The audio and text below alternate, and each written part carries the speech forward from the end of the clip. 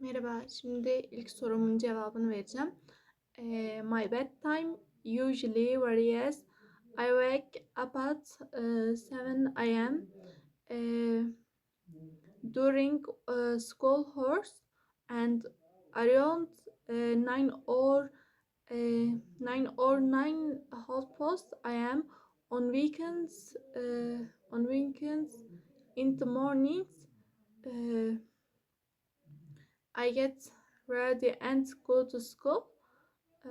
On weekends, I stay home. Uh, I make breakfast. Şimdi ikinci soruma geçeceğim. Onun cevaplarını vereceğim.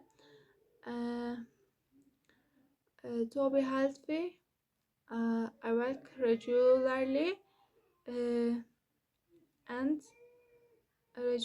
and drink plenty of water.